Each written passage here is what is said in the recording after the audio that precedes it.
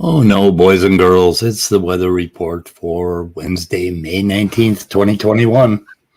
Not again. Not again. Are we going to do this? Our sponsors asked us not to do this today. Yeah, they were paying us not to, but we're doing it anyway. Yeah, we're doing it anyway. We can live without that money. We don't need no stinking money. Yeah. Money is such a dangerous thing anyway. It is. The more you get, the more you want. Yep. So I am very blind today, so I don't know if I can read the chat or keep up the chat. But I went to the eye doctor, and they put those yellow things in me to make my eyes yellow, and I can't see for 5 hours. And no amount of corrective lenses are curing the problem, or eye drops. What do they put in your eyes that make you blind for like a day? Like, what the fuck? Doesn't it just dilate your pupils? Yeah, permanently. Do you have like allergies and stuff that bothers it, or no? No. They're just because like pollen, right? Pollen can really.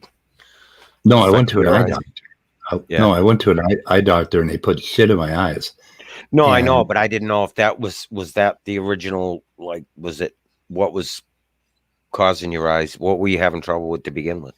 Wasn't having allergies, or right? I'm going blind. Yeah. Oh, so it was just a regular visit. Yeah, they usually, they'll do that when they. Yeah. I just recently, not too long ago, had an eye injury. Actually, I got something in my eye, and they had to put that crap in there. Yeah, they told me today they were gonna. They gave me one set of dilators, the yellow one, and then they said they're gonna give me a super eye dilator. So I probably look like I should look in the mirror and see if I look like I'm really stoned. No. Anyway, so we were looking a little bit at this natural selection and Fodor thing. Turns out RJ did a stream in 2017 with a guy named Realism, who was a philosopher kind of dude who liked the Fodor argument, and he came on with it. And so Dessel is looking into it, and we want to do a show on it, and we were thinking about doing it tonight, but Dessel asked for a little more time. Anyway, I think it is worth getting into because it keeps rearing its ugly head. And as near as I can tell, I believe it's a complete straw man. Oh, Josh, the realistic nihilist. Okay, thank you, Danny. So I believe that they're attacking a complete straw man. And they did ask Danny for a definition from Fodor. And Fodor says the theory is said to be the mechanism that accounts for the difference. Okay, a theory is not a mechanism, as far as I can tell. A theory is a sort of a structure or a model, and inside of that model, there can be many mechanisms and many different subparts to it. And I don't think the theory of natural selection is what we talk about anymore. That's pretty much, that went away like in the 50s and the 60s, like 70 years ago. And they came up with the modern synthesis, and they call it Darwinism or neo-Darwinism. And then we came up with the modern synthesis, and now the extended synthesis, which is way beyond. So even being overly concerned with what we call natural selection strikes me as a bit of a useless endeavor. I mean, we all know what we mean by natural selection, right? We don't have to talk about the theory of natural selection. So I don't quite understand What in the fuck do you mean? What do you think Fodor would mean by mechanism? Okay, I think what he's talking about, as near as I can glean from listening to him talk about it, is that he means that there has to be some law-like pieces in the theory generally account for selection, that sort of thing. That the theory should have some, what do you call it? The theory should have some laws in it or some structure that allows us to make predictions about which phenotypic traits end up in the future. Right. And I think that's completely wrong-headed. Right. For one thing, which traits end up in the future is not part of the theory. You can't get from the theory to those traits. That's not possible. You have to have more information. So it has to be a far greater theory, and that is the theory of evolution. So a thing that explains. Okay, mechanism is a thing. Okay, a thing that explains. Yeah. Well, there is no thing in the formulation of natural selection. Okay, unless you add the entire theory of evolution, you're not going to have a thing that explains what ends up being the traits that end up in the future. In fact, you're never going to be able to predict it. Did you see what Immutable wrote? It's a theory. The theory is a collection of mechanisms, which itself is a mechanism. It's a whole, yeah. So you can't just pin it down to one thing. That's but the whole point, right?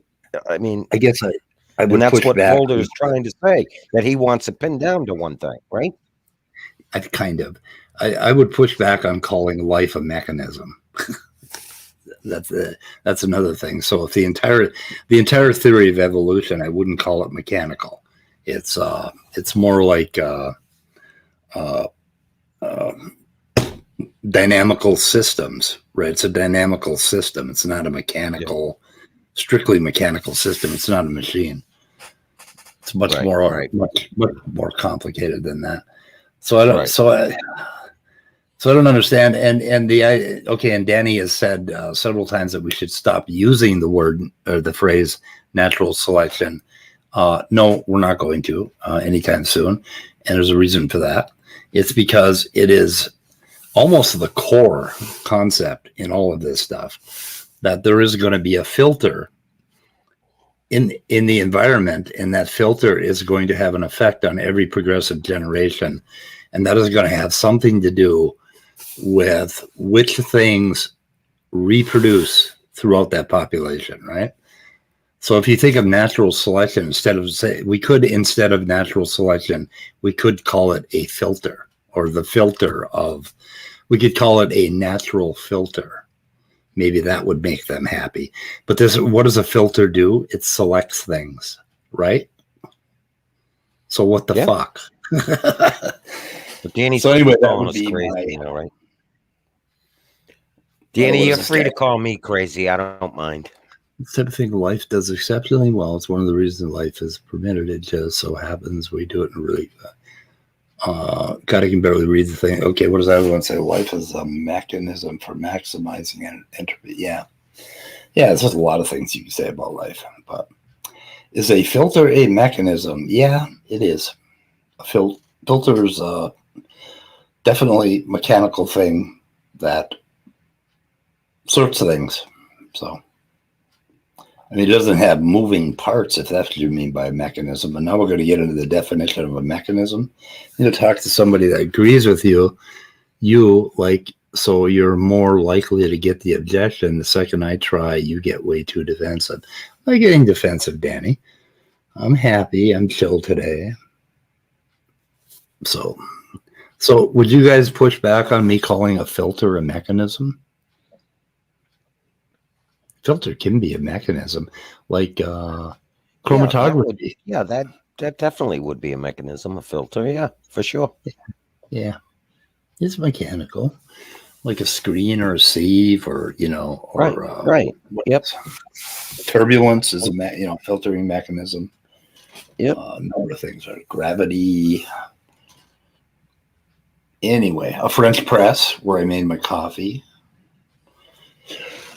Oh, let's see here. If you can be ignorant of natural selection and still say it's not a sufficient. Oh, let me fucking put that on the screen so it's bigger.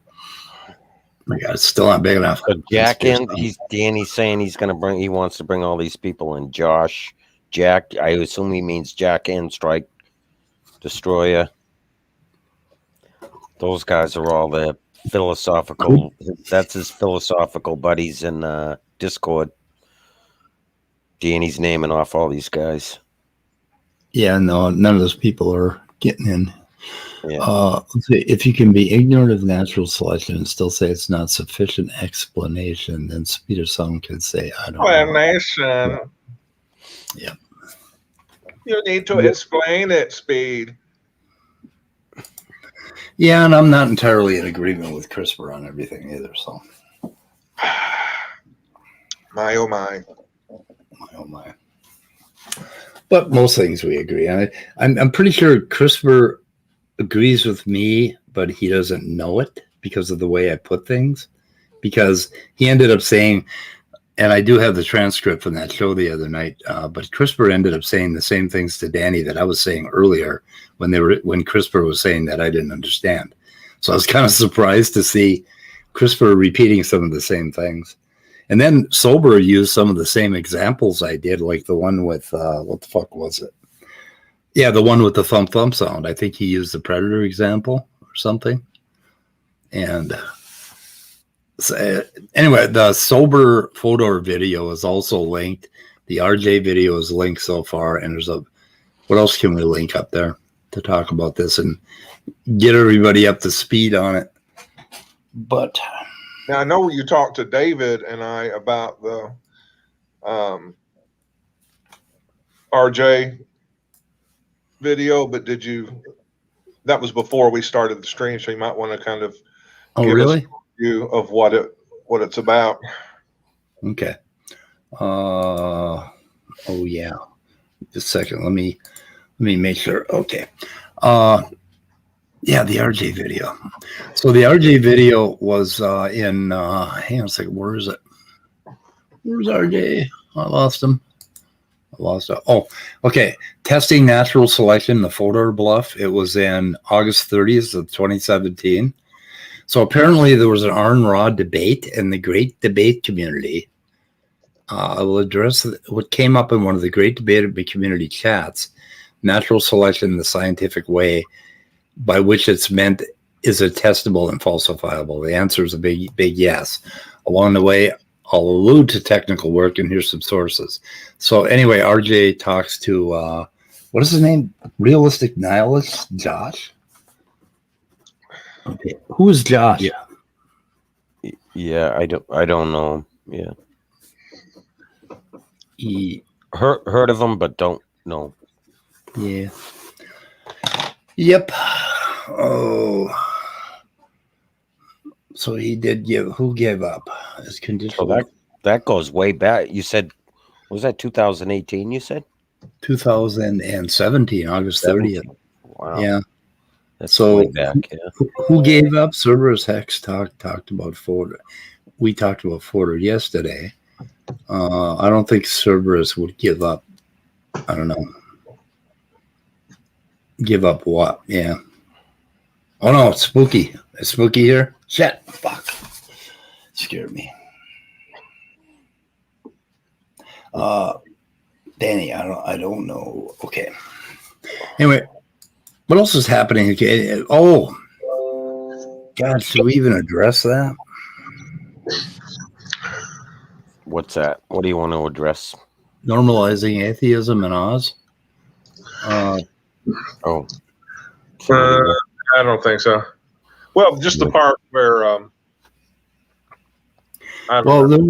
there was normalizing atheism interviewed a person or two people who had suffered horrible abuse that was definitely, you could hang right on the churches that their parents were attending. You know, it was definitely one of those churches where they want you to have a certain size paddle and hang it on the wall and have a little message on it, Jesus loves you.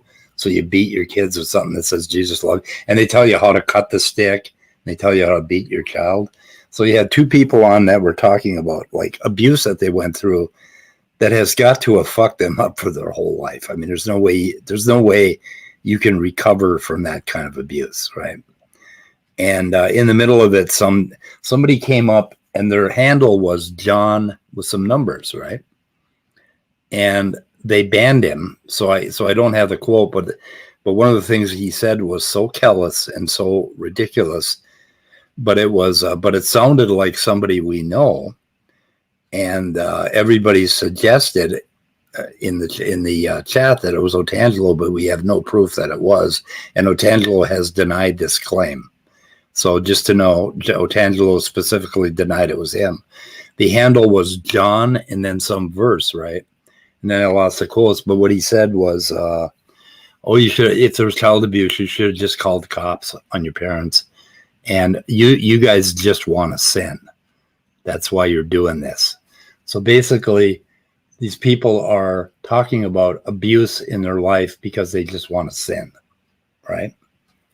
That was the message. So whoever it was got fucking banned, and I don't know. And it's very sad, very shit. I mean, just taking it at face value, the reason why you don't call the cops is because the cops don't do shit about things like that. Oh, come on, Randolph. Don't go there. Don't go there, Randolph. I'm going to open this thing up, people. I wonder if you can find out, was there anybody else there that could verify? So Titan Uranus said it was definitely Otangelo, but I don't know how he proved it. I don't know how you would prove it. Do you know which video it was? I'm going to link it in the. I'll put it in the public chat. You could take a look at it. See who else was in chat, and they deleted all the comments. So anyway, there it is. It's called Trigger Warning. So it's a very difficult video to watch. And we got a walker today. Did he do it in comments or did he do it in the live chat? No. Live chat, and he got removed, so they removed all of his quotes. So I don't even have that quote anymore. Right, but you know what I'm saying is you could look in the chat and see who else was there, and then maybe check with somebody else that was there to verify. See if they say yes, it definitely was. You know what I'm saying? There were a number of people that thought it was him. Yeah. Okay. So there you go. I mean, and honestly, I don't know. I mean, it does sound. Tangelo can say some really stupid things, you know. Yeah, but he really put his foot in it. If he did, you know, not really thinking about what the hell he's actually saying. Like, you know, I don't. Hey, Walker, because of their goddamn religious beliefs, you know, they just that. It's Walker. Hello, hey Walker, how's it going? Hey, Walker. I've been busy as fuck the past 2 weeks, but summer has started officially, so all right. Hopefully I'll be able to really? Oh, yeah. I remember. Yeah. My last exam was exactly a week ago. Today's Wednesday, right? Yes. I think so. Anyways, yeah, it was last Wednesday. And then after that, I was moving everything into the house that I'll be living in next semester, and then moving all the stuff I'm taking back to home, which is like a 11-hour drive. And I have a tiny car. And then, you know, obviously. And then I went to the lake with my girlfriend, which was fun. And then my foot went through a rusty dock, and I fucked up my leg. So here we are. Not those. Do you have your legs insured? Because with that avatar, you're going to need to insure your legs. Yeah, unfortunately, I will not be selling tickets anytime soon. But give me a month. So there you go. Here's your new handle. Just a limping fish. Hey, yeah. Speed Pavel in the side chat is saying that he has a screenshot from that. Oh, who does? Pavel D. He's in this side chat. I've seen him around on other side chats, but I don't think I've seen him here much. Assuming it's he comes here fairly often. He's here. Yeah, he was here. I think yesterday. My apologies, Pavel. Yeah, he's been here multiple times. Yeah. I've seen him a few times. So how's Yeah, the? Jimmy. I see that the topic of the week has been natural selection and Jerry Oh, yeah. Fodor and all that shit. And Yep. it's been very unfortunate that I couldn't join on any of that because I think it's an interesting discussion.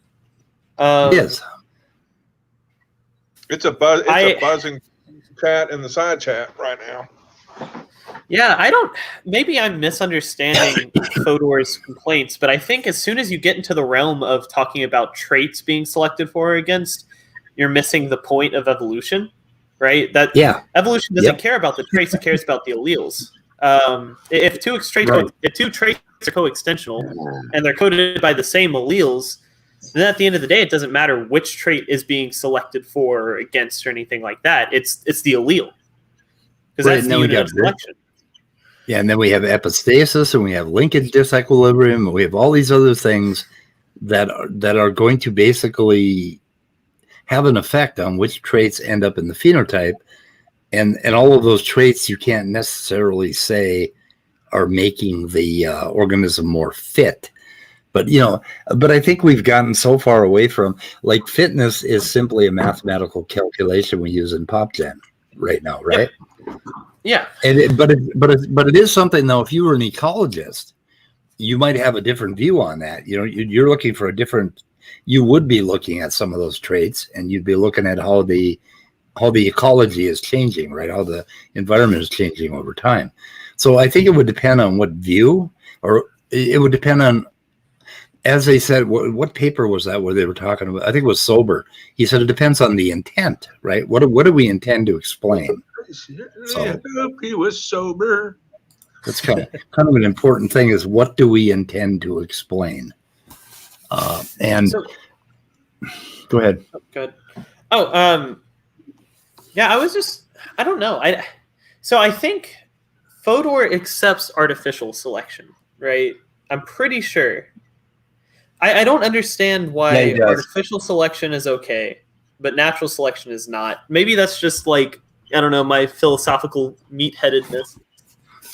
From what I remember, his main argument is summarized as it's just history, man. Yeah. Hey, can you give Pavel? Well, that's true, but that's true about drift as well. Does that mean that it's true about any theory about the past? Like, who cares? Yeah. Speak. And also, I personally. I can hear you. Oh, sorry, go ahead. So what? I think describing something as. Give him a wrench. Am I super laggy right now? Because I feel like I'm 3 seconds behind everybody else.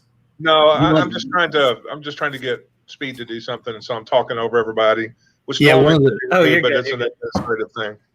Yeah. I think we need a new code word, and it's called moderation. And when we say that, me and Scott, you got to listen to us, okay? Yeah, go for it. Okay. Oh no! I'm feeling the urge to fight the man. It's rising. No. Go ahead, Walker. I'm not the man. I'm the dude. And I also think talking about it as. Oh, I was just gonna say. I think talking about it as the theory of natural selection is, I guess, it's not incorrect, right? Because you also have neutral theory, which would be describing drift. Yeah. Okay. Actually, never mind. I was about to say talking about it as the theory of natural selection without the larger picture of evolution is kind of weird. But yeah, I guess that's okay. I don't know. It strikes me as weird. It strikes me as kind of old school. I mean, it's what Darwin came up with, right? He had this idea, but that was, how many years ago was that now? About 150, 160. Yeah.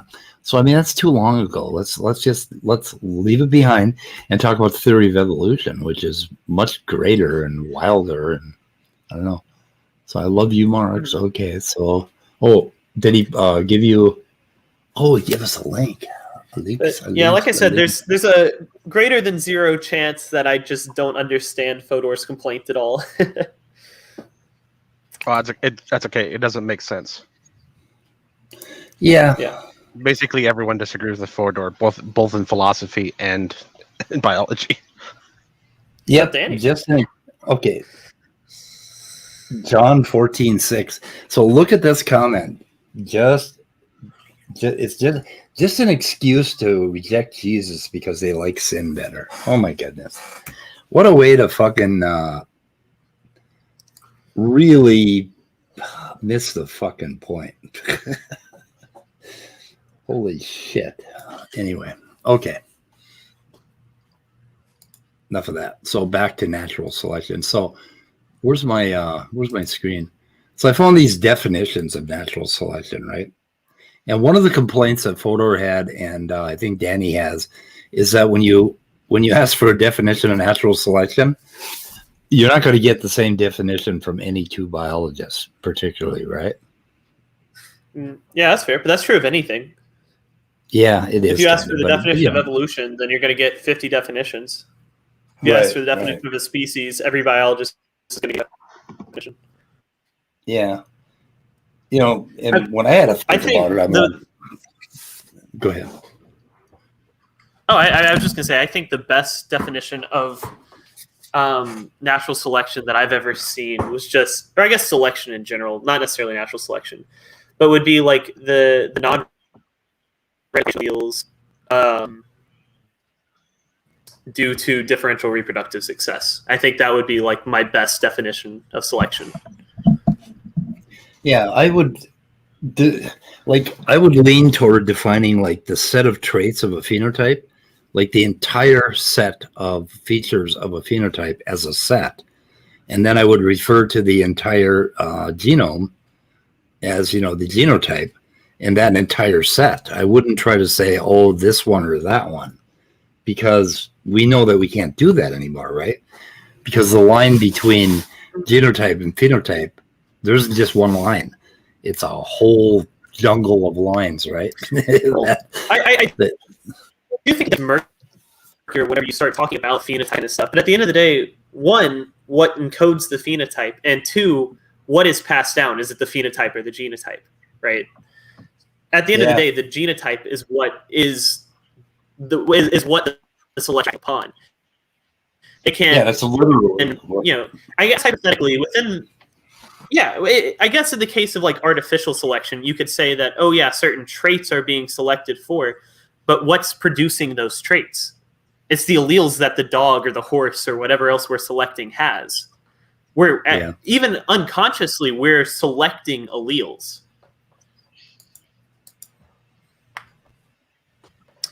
Like I said, there's a non-zero probability that I'm misunderstanding Fodor.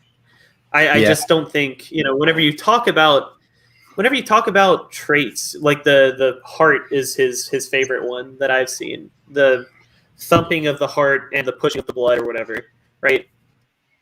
And they're coextensive. Like, they have to be together at all times, unless, at least like in our hearts. I guess there's a hypothetical universe where the heart doesn't have a thump. You know, does it matter to differentiate between the two? Is it relevant to say that the heart was selected for because it can pump blood? Right. Why? Yeah, you it's got all the same alleles, and those alleles are favorable. But man, I mean, only minds can select. Yeah, I know. Yeah. Like, fuck me. Yeah, the thing is, when you listen to the philosophers, they have a very different mindset when they're talking about this, right? And frequently they will talk about intentionality and teleology, and right away I smell a rat. I don't know about anybody else, but I smell a rat. Okay, not even just intentionality. I think, you know, that opens up a really weird middle ground for sexual selection, right? Because on one hand, you have artificial selection where a conscious entity, essentially humans, are selecting for a specific trait, and then natural selection where, you know, the environment is doing the selecting, right? We could just say that.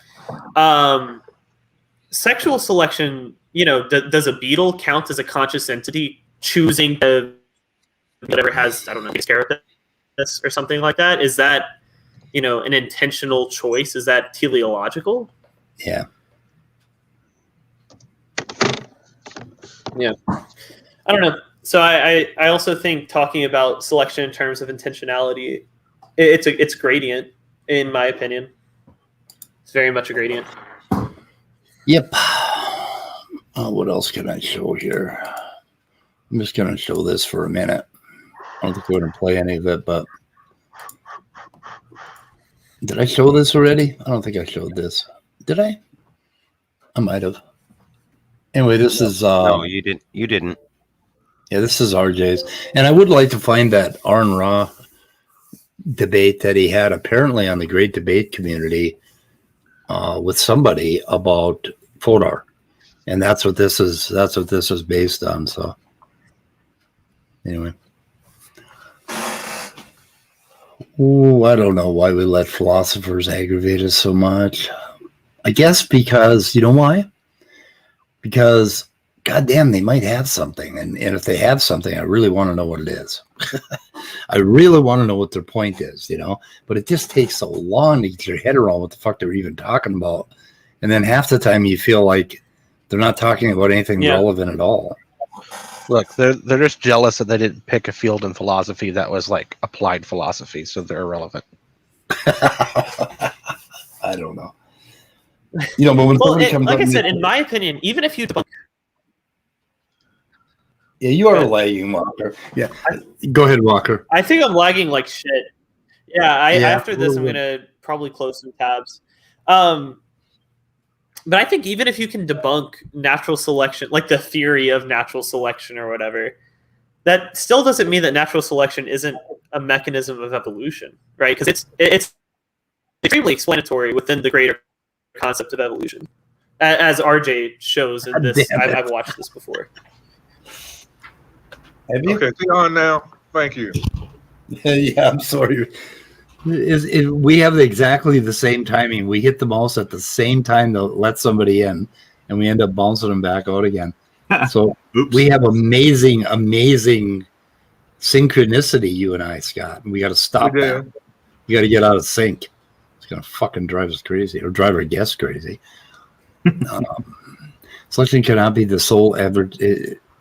Okay, I can give Fodor credit when he says selection cannot be the sole explanation for every trait, like Spandrel's evolution needs plural, but it has for decades. Yeah.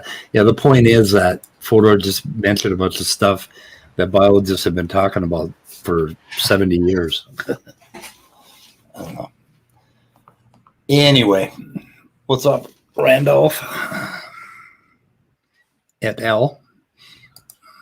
Oh, hi. Yeah, I see we're talking about whiny little weasels today. I'm going to guess that's from Praise's camp and John Maddox and those people, right? Oh, no, actually, we were talking about philosophers. Oh, Yeah, no, the Maddox camp are ferrets. Yeah, they're not philosophers. Yeah, they want to be, but they don't seem to know how. So yeah, so they're trying to change. It feels like they're trying to change what science is, so that they can make it fit their narrative. Yep. Yeah. Which is no surprise. Lots of apologists do that. So. Yeah. So what we're dealing with, what we got to put up with. But anyway. I was going to see a client. They canceled, so I'm going to do some work. Yeah, go ahead. We'll watch. I know you guys like to see it. People like to follow in these streams, so it's kind of neat to be able to put it on the air. Well, I'm a little concerned that I can still see fucking trees, and like. I can assure you that they're quite natural. They're not fake trees created by some deity or something. You're supposed to be building like a shelter, right? So I can still see sky up there. I'm wondering what the hell. What do you do during the roof? I'm actually going to start working on that today. So I just did some more of the east wall here that you can see behind me, and I'll give you more of a view here really quick. Randolph, can I ask you a question? Do you have a set of plans for it? Did somebody draw you something, or you just kind of doing it? I do have some plans that we've got an architect across the street gave to me, and so I'm kind of following them loosely. Yeah. Yeah. But they are for that building, right? Yeah. Okay. So, oh yeah. No, I wouldn't do this without a plan. Just kind of building it randomly is not going to end up looking nice and straight like this. I know that for sure. Yeah. No, it's a good question. It's an important question. Yeah. I wasn't sure if you were just adding it on. I mean, I'm fortunate here. I'm quite fortunate here that I don't need to take out permits for this project because I'm rebuilding a structure that was already here that rotted. So yeah, so I'm in good shape in this regard. It's a lot less paperwork this way. It's just so much easier. I mean, something like that I could build without plans, but I'm sure. You know, you have to have plans for everything in my area, but apparently you don't, you know, because you have to have a permit for everything. But you say you didn't even have to have a permit for that? No, because what happened was, Yeah, you said you were rebuilding, right? The previous one I tore down because it was rotting from the ground up. It wasn't even bolted into the concrete properly. And like there's like 2 bolts holding the whole wall in. That was it, and one of them came loose. The wood was rotting, and so loose in the concrete tells me they didn't even install it properly.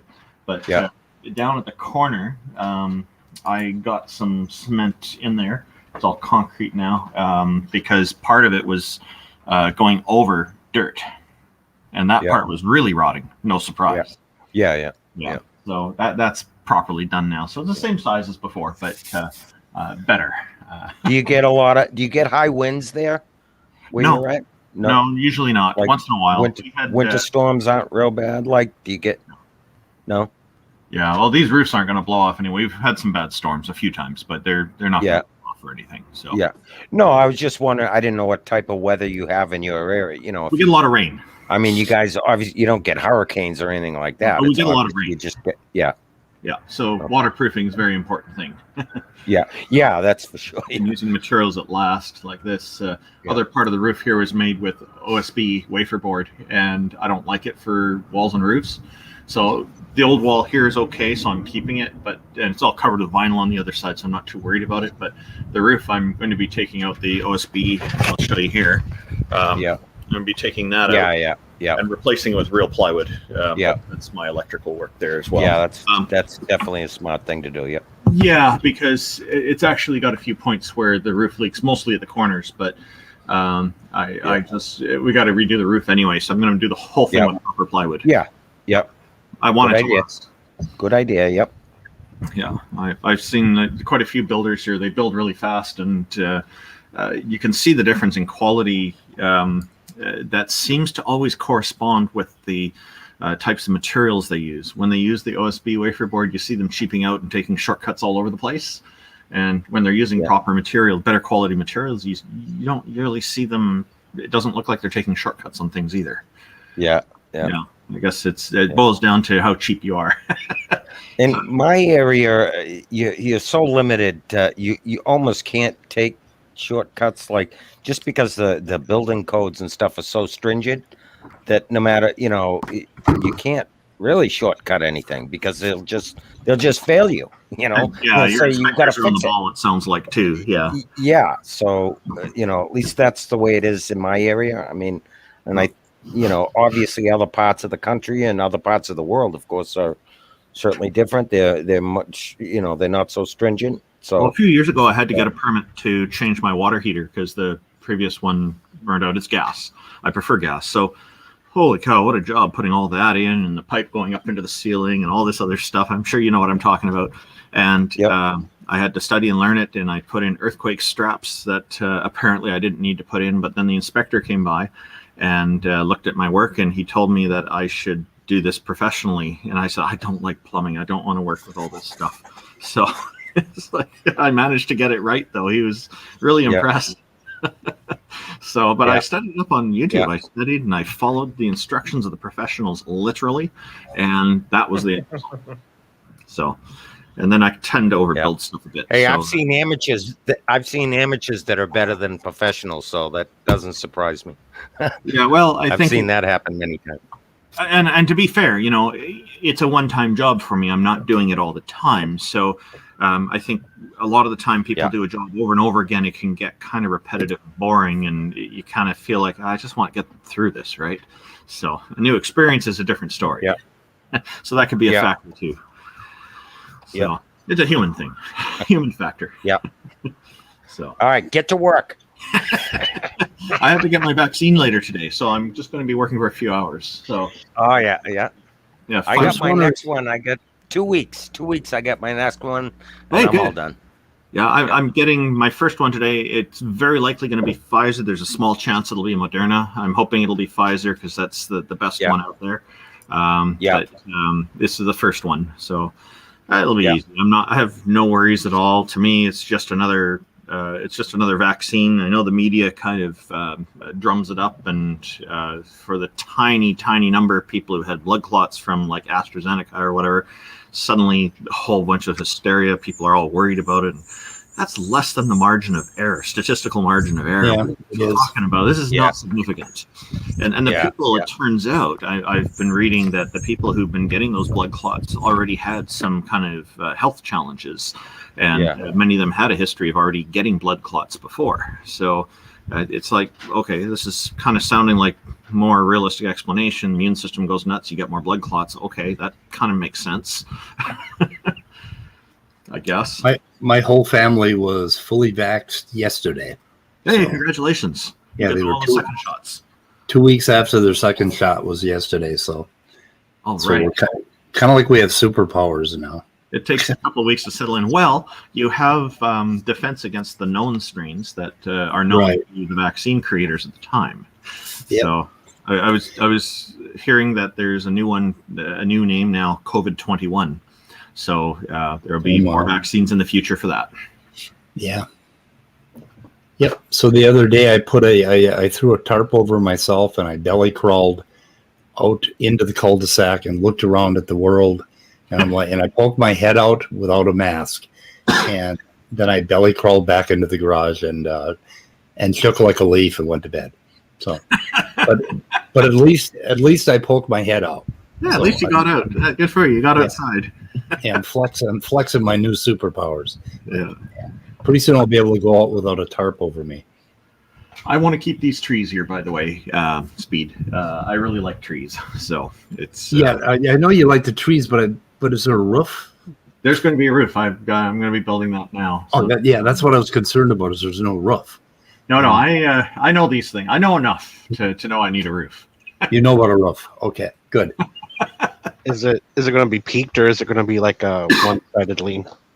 Oh, there's an angle here. There's and I have a professional roofer coming to finish up once I get all the plywood up, and after his short inspection, make sure I got it right. But he'll put on. I think it's not shingles because there's not enough pitch on the roof, so it's they'll be sealing it all up though.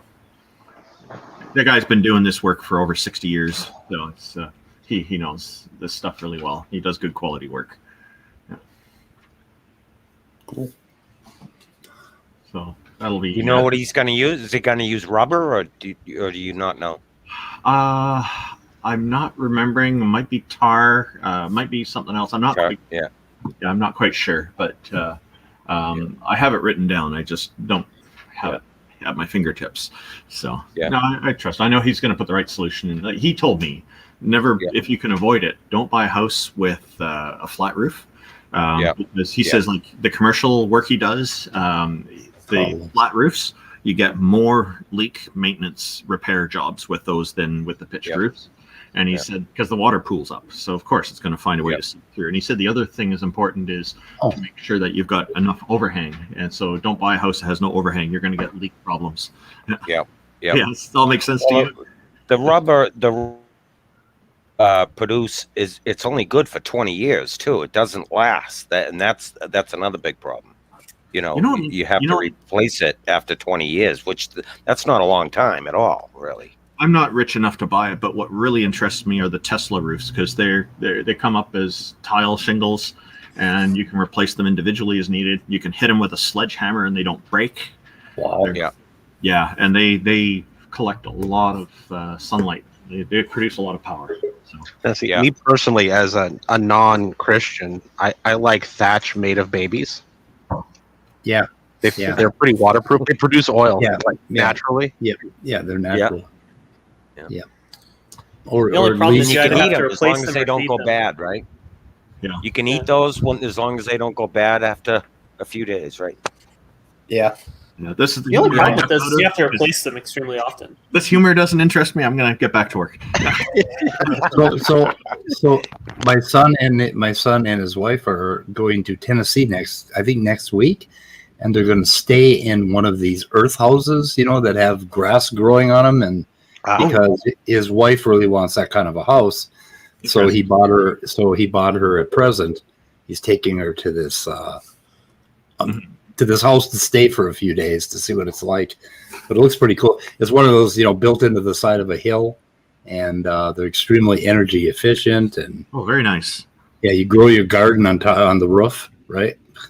So, Speed, you got to give me his itinerary. I'll get a hold of John, and John can take him out to dinner. That's right. John could take, or maybe my son would be willing to go with John in front of a couple of professors and talk about. My son could talk about me and present my thesis or whatever. I don't know. Who knows? Anyway, I was gonna. Hello, people. Hello, Simon. Welcome. Thank you. Hello to C. Urberus. C. Urberus. Kerberus, as some people call him. Kerberus. Okay. My 3-year-old granddaughter just came in and asked for me to get her lobster. 3 years old. Wow. Well, that kid is cool. Yeah, she really is. Either that or she's going to grow up to marry a very rich man. Yeah, I hope so. Basically, with my kids, I spoiled them so badly that they had to learn how to make a lot of money in order to support their lifestyle, the one that they were used to. So now they're fucked forever. They have to keep running to keep up with their childhood. So basically, I saw my job as a parent to do as nothing but entertaining them and keeping them safe. Nice. That was my job as a parent, not teaching them fucking bullshit or, of course I taught them a lot, but I did not try to make them into something. I really wish they would have become molecular biologists, but little fuckers became programmers instead. Anyway, so I have a little picture here of natural selection. As near as I can tell. Very intuitive. Yeah. There's like, we start at the top generation, which is going to be, hang on a second, which would be right here, right? And basically it has a copy die cycle in every generation. And right here is where natural selection happens. It's the environmental filter. And there's an environmental filter. And then of course we go down here into, successive generations, right? And so we have a population which has a set of variant individuals. And then inside of each of those is a set of traits, for each individual. Each individual has a set of traits. And of course, that is going to vary across this entire population. So both of these things are going to vary. The whole set is going to vary of, what the variance is in the population. And then each individual is going to have variance, right? Right. So you end up with like 3 dimensions here. So you have the variant population dimension, and then you have the varying within the population, and then you have the varying over the entire population through time, and then you have another dimension which is basically the environment changing along it. So this complex ends up being basically a massive series of interconnected two-way differential equations with feedback. So it's a dynamical system overall. And now what you can do here is you could pick a trait. You could say, okay, white polar bear fur, right? You could pick that trait. You could measure it. And you could create a just so story about why it happened. But exactly. I don't think that is a requirement of the theory of natural selection itself, that you're able to pick out a trait, or that you're able to, I don't even know what they're saying, that you're able to use the theory to decide which of these traits are going to end up, percolating. I don't even think that's what the theory says, though. The theory's not trying to decide which trait is being selected for. No, it isn't. And No. I think that's the important part. So yeah, I think a perfect example of like a coextensive trait that we don't necessarily know the evolutionary history for would be something like chlorophyll, right? It's a green pigment that also traps photons. And now everybody's like, okay, chlorophyll, of course it evolved to trap photons for photosynthesis or whatever. But why is that relevant? It could have also been selected for by the nature of it being green. It could have been selected for because it's useful in photosynthesis. Who cares? The alleles that produce chlorophyll were beneficial to the cyanobacteria that lived 2 billion years ago. Right? Mm. Yeah. Mm. So, yeah, I've yet to, yeah. I mean, this, yeah, you've kind of said it. The standard is agreed later for natural selection, and that's the kind of issue as I see it. yeah, no, so natural selection is never going to give you. He's never going to tell you the necessary results ever. no, because you don't know what the environment's going to do along this, along this dimension. You don't know what that's going to be like. Mm-hmm. And even within one ecology or one environment, I mean, you could go from one side of a field to another, and it goes from clay to loam or something like that, and you've got variation within the environment, and you can imagine. But yet, ecologists now, if you take the ecological view, they are going to be interested in traits interacting with the environment, because they have the job of trying to, say, reduce the population of an insect or increase the population of a flower. That's a job that they have. So they're going to be very interested in picking a trait and trying to figure out what it is. But they're not going to be able to go and read Darwin and predict what that trait is, right? They're going to have to go read an ecology book. But they're not going to be able to point to the environment and say what the trait is either. Yeah. Yeah, there's nothing. There's no one thing that you can point to, or no one simple solution, or no one set of formulas. You're not going to use Fisher's theorem to predict what the hell's going to happen. You're not going to use any one thing. So I mean, and I think in the extended synthesis, they understand that there's an interplay from the top down and from the bottom up, and that it is a dynamical system, and it is a very complex project. Yeah. We thought it was going to be simpler when we first discovered the genome. And I think back in 1945 or something, they actually thought there would be a gene that they could find that first particular trait. And they were doing blueprint code thinking, or, mechanistic thinking about the genome. And we've since found out that it's nothing like that at all. I mean, it's a complex haze of dynamicism, so. Okay, forgive my ignorance, but this may be a dumb question, but how does extinction fit into all that, if anything? Does it have how would that fit? Well, yeah, there you have, this set here, this population, right, of variants.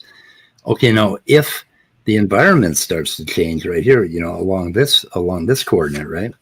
And we don't, if we have one or two individuals that fit that new environment, and they don't have a rock dropped on them, or something horrible doesn't happen to them, or a volcano doesn't erupt on them, then those two might make it into the next generation.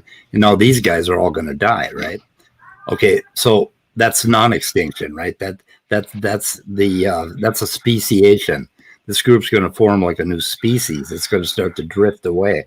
But now, if none of these guys can handle whatever happened in the environment, they're all going to die. And they can get themselves into a little environmental wedge, shipped off to an island, and then the island basically doesn't support them very well, and just through accident and drift, they get smaller and smaller and die out. So extinction or speciation, kind of two ends of the same spectrum. It's the same kind of thing. So, and is there that makes sense, Walker? there lies all the like a collection of mechanisms, right? Which that's all a part of that. Yeah. Right. Yeah. And you can imagine how many mechanisms. I mean, there's so many. Right. Yeah.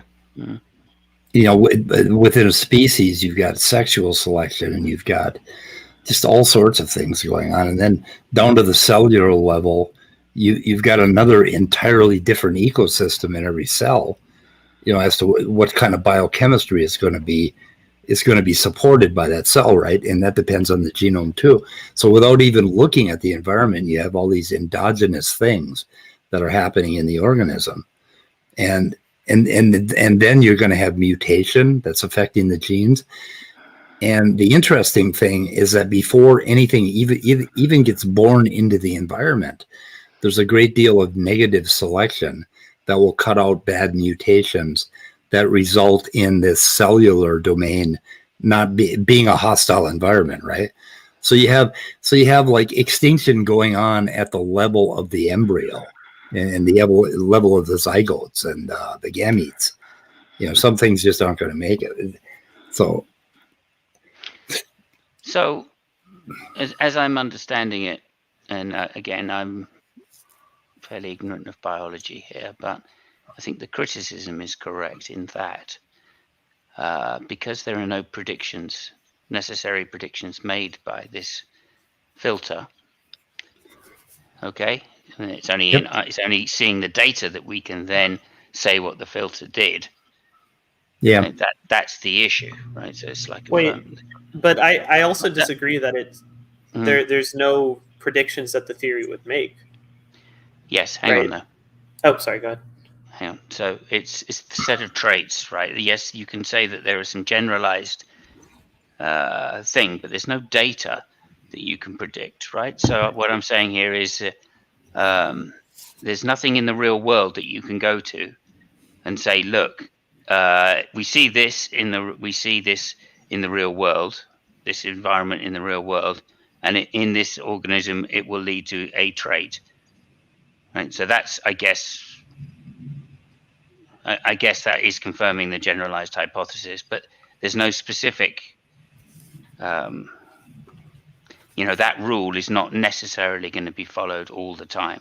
It's going to be very much context dependent because there can be many other things in the filter which vary the set of individual traits. Well, what about a more broad prediction, like there should be certain regions with a higher synonymous substitution rate versus non-synonymous substitution rate? Right. If I understood what substitution rate was there, go ahead. Oh, yeah. So the textbook way of looking for what regions were experiencing selection, right, would be to compare the rate of non-synonymous substitutions or substitutions where the amino acids change and synonymous substitutions where the amino acids don't change, right? If a region's not experiencing any sort of selection at all or any sort of selecting pressures, the synonymous substitution rate and the non-synonymous substitution rate should be about the same because any sort of mutation there doesn't matter. Whereas if you have a DN to DS ratio that is like way less than 1, that would mean that there was some sort of purifying selection, some sort of selection that disfavored amino acid substitutions. And if you had a DN-DS ratio that's greater than 1, that means that there was some sort of positive selection that in this region that was saying, okay, this sort of new genotype is favored over the old genotype. Yep. Okay. Yeah. I still think then that you're going to you're comparing non-selection against selection then. Is that what you're doing? Yes. Yeah. But what are you saying, Simos, that we should be able to predict what? Well, you should be able to go, as I'm understanding it in a layman's way. So let me just throw all of that in, okay? And I'm literally just trying to play devil's advocate. So I think by saying that this is a mechanism, this is an explanatory hypothesis. Natural selection is an explanatory hypothesis. We should be able to go to data. We should be able to predict from that filter, okay, what traits we should be able to go and see those traits, right? We should be able to say, look, if this filter is working. If natural selection is the correct mechanism, we should be able to go to data, right, and say exactly what the result will be. And that seems to me the issue with calling it an explanatory hypothesis. Okay, or a mechanism really is what I'm saying, which explains what the traits are.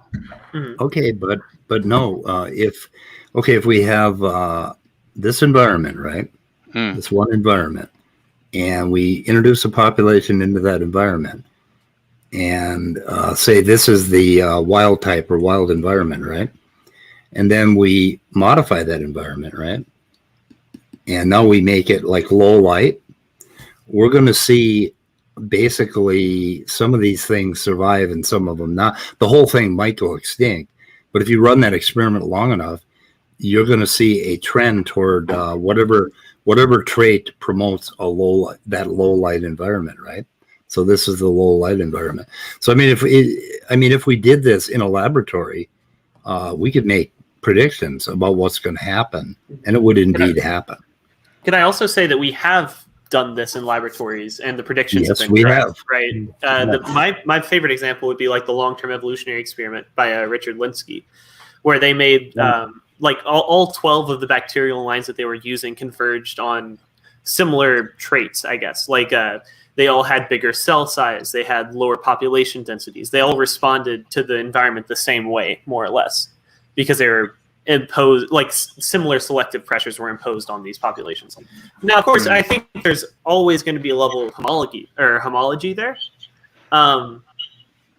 Just because, or not homology, homoplasy, sorry. There's always going to be a level of homoplasy there, just because the mutation. I know what homology means. I don't know what homoplasy means. Oh, sorry. Homoplasy would be like convergent evolution, right? There's always going to be a level of convergence within these experiments because mutations are effectively random. So you might have a mutation that encodes for a similar trait, and phenotypically they might be, identical just from like a person looking at them, but they're not necessarily exactly the same. And I don't know if that's sort of a qualification. I don't know how Fodor would interpret that. No idea either, I'll be honest with that. But again, I'm not the best person to put this example for this argument. Well, that's what our artificial selection or artificial breeding, that's what it does. It basically puts things. Sure. We don't usually make the environment more harsh, but we do select, what we like, apparently. But we could make the environment more harsh. Like, say we want to grow wheat. Well, they're doing it right now. My great niece is involved in a project where they're trying to get, I think, Arctic daisies to grow in Minnesota, or if I understand correctly, they're bringing in a species, okay, and they're subjecting it to the cold conditions of Minnesota, and they're selecting out those variants that survive. So, what is not natural selection about that? Even though we're artificially selecting. Well, this is what I was going to bring up, but one of the first arguments against Fodor is that he accepts artificial selection. Yeah, but not natural. Well, he doesn't seem to realize that artificial selection is the same thing as saying a particular animal likes to prey on something that has a particular trait. Right, exactly. It's the same as natural selection. It's just that we are now the natural pressure that's selecting, right? Yeah. You can make predictions from it. Yeah. So the complaint is that in the wild and the world at large, that we can't always make a just so story for how something happened. That, of course we can't. That's why we call them just so stories, and that's why we push back when somebody comes up with one. When somebody said, "Oh, this basically humans evolved," what is it? Evolutionary psychology. Humans evolved this trait because, right? We'll push back on that because how the fuck do you know that? You don't have enough information. So whether or not we can prescribe a reason to something, does that mean that the reason didn't exist, right? Or, well, I guess if a reason existed and we can't prescribe that reason because we don't have all of the possible data, right? Does that mean that the theory itself is incorrect? Yeah, no. Just as an observation of, well, this is what happens. Because the theory would work in the lab, under very controlled conditions. And, like Lenski, Yeah. So I just don't feel the sting of Fodor's critique. I can't assimilate it into the reality of what I've been studying for the last few years. So. For me, I'm also confused by the idea that I've heard Danny say that, he has problems with the theory of natural selection and all that stuff. But if the theory of natural selection was, philosophically overturned, that wouldn't actually change really how we construct experiments or collect data or interpret data or anything like that. Well, Danny said that. That's kind of strange. Like, I don't fully understand how that just wouldn't change anything, unless he's saying that natural selection exists, but the theory of natural selection shouldn't be called a theory. And if that's the case, then I don't even think it's I don't even care. You know what I mean? At this point, Danny, Professor, you don't understand me, understands Fodor about as much as about 100 times as much as I ever wanted to. Could you, Danny, if you're watching, that'd be great. If you could just explain to me why. Danny's in the back room, but he's not being allowed in today. If you could explain in chat then why natural selection cannot be a mechanism. No, I think he was saying, at least he was hinting in what we were saying in chat earlier, that he thinks natural selection is a mechanism. It's just not a theory. And like I said, if that's the case and it's entirely psilocybin, then to me it's not super. Because it does not explain anything. Okay. Yeah. Well, hang on a second. Right. So it does not explain anything, right? Well, that can't really be true because you're using the word thing there. So because it doesn't explain what exactly. I mean, it explains some things, but what those things are might be variable. Right? It doesn't explain any data, right? By data, you mean extensive or coextensive traits. But it explains. Okay. What about the DN versus DS ratio that I was just talking about? Yeah. What does it explain? I would say that's data that selection does explain. Yeah. The example you gave me certainly seemed to be implying that some set of data was achieved, but of course that particular set of data has the same issue, which is you've chosen it ahead of time as part of the prediction, and of course there are many coextensive traits. So did you predict all the coextensive traits as well? Do you see what I mean? That seems to me a slight issue, but possibly. Wait, so yeah, Speed, what is your problem with letting in Danny today? I don't think he'll be. He ran out of words. He ran out of words. If I let him in, it's going to be nothing but Danny talking, and that has been every show for 2 days. And so he only gets so many words. I mean, it's just like Otangelo. I can't let him in every day because there are certain people that dominate the conversation. It becomes the Danny and whatever show, or the Otangelo and whatever show. And I think it gets a little boring for everybody. Well, yeah, but I will say at the same time, it's not. If you could hang on a second, mate. Danny, if you could just tell me what you mean by data in your last answer to me, that would be helpful. Yeah. Again, data is a bit of a loose term, right? Well, here's the other. Here's the other reason. Do you mean specific traits, or do you mean all coextensive traits? Danny's about to get a timeout because here's the other reason Danny can't come in, because he can't keep his fucking mouth shut. He can't follow simple protocol. Simple protocols, you don't insult the owner of the channel. So that's more fair. Because I was about to say, we're essentially arguing against Danny without letting Danny be here to. Well, yeah. I just want to get the argument. I just want to get the argument, so I'm fairly representing. It would make sense. Yeah. Same. I don't really understand Fodor's argument. I don't want to argue against it if I don't understand it. I don't need a lot of words to do that. I just need to be clear on what the claim is in the first place. That's a short sentence. Okay, let me be clear, Walker. I don't need a lot of words, right? I just need to be precise about the usage of the words. There's 16 points to Fodor's thing, right? Yeah. And they're all based on some fundamental misunderstandings, like thinking artificial selection is somehow magically different from natural selection in any sort of mechanistic way. Yeah. There's all sorts of little tiny basic things that make all his later points nonsense. Yeah, Don't Mutable, worry. if you're interested, there's a link to a conversation Hang on a minute. between Fodor and Sober. I think Elliot Sober, and it's down in the description. It's a video. You might. It goes on for about 57 minutes. So if you're interested in his arguments, it's all right there. So this seems to be slightly contradictory as far as I'm concerned when you say the filter is explanatory, but the theory of natural selection is not. That seems. I thought the theory of natural selection was that the environment worked as a filter for genes. I need to address a couple points. Number one, go Walker. The best way to argue with Danny is not to have Danny in the room, because it goes nowhere if you have Danny in the room, right? It ends up spinning down into spirals and circles, and you never get anywhere. So the best way to argue with Danny is to slow him the fuck up by making him do it in chat. Well, Okay. But There's one other point. I have not addressed this thing about mechanism yet. Okay. I also like that Danny has to feels the need to waste so much of his time calling people stupid, meaning he just has to do more work to make his point. Yeah.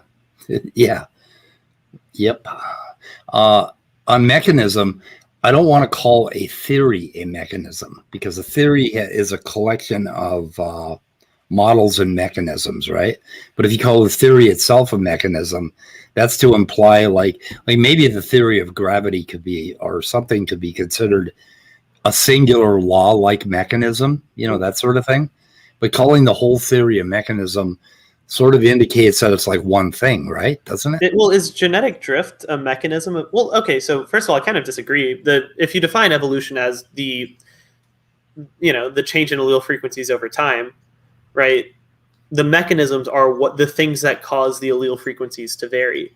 So in that sense, natural selection could be a mechanism. Also, would you say that something like drift is a mechanism? Okay, I would agree with you there, Walker. If you stop calling the natural selection the theory of natural selection, and rather call natural selection one of the mechanisms that are within the theory of evolution. I think that might be Danny's point. That's kind of my pushback. It's the theory of evolution, and natural selection is one particular mechanism in that. I'm okay with that. But if you're going to talk about the theory of natural selection, well, then you're kind of talking about something I don't even know what the fuck you're talking about. Well, I don't know. Like I'm fine with it, because to me, the theory is just like the narrative. Yeah, but it's not just one. It's the thing. I think any mechanism could have a narrative, and you could have a theory of it. The thing is that natural selection is just one piece of the puzzle of the theory of evolution, right? Yeah, I mean, you can have nested theories. Does anybody? Yeah, but why the fuck do you want to call it a theory?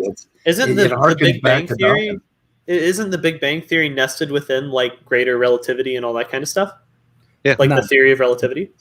I don't know. It's reliant on a bunch of things. Yeah, you're necessarily going to have interreliant theories. I don't necessarily see a problem. I mean, if y'all want to ditch, I don't really care about the distinction between like theory and law and all that other stuff. If people want to stop calling natural selection a theory, I would be fine with that, and like exclusively call it a mechanism, because to me it doesn't change the explanatory power of it. Yeah, just be consistent, I think, is important. One of the reasons why I'm pushing back against calling natural selection both a theory and a mechanism is that I detect in Fodor's argument a tendency to want to say that natural selection should be some law-like thing, right?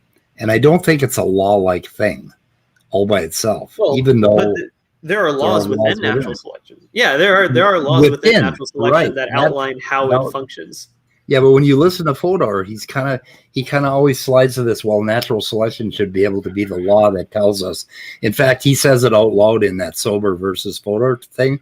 He said that natural selection should be able to tell us which traits. Okay, how the fuck is it going to do that?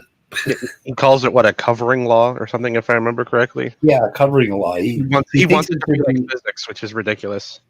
So that's why I'm pushing back against this, and I'm saying, let's stop calling it a theory of natural selection. Let's talk about the theory of evolution, what we're all interested in. And we know that natural selection is a big part of it, and we know that natural selection is a very complicated thing on itself, in itself. I drew a picture of it up here, it's up there. It's a big theory, big thing.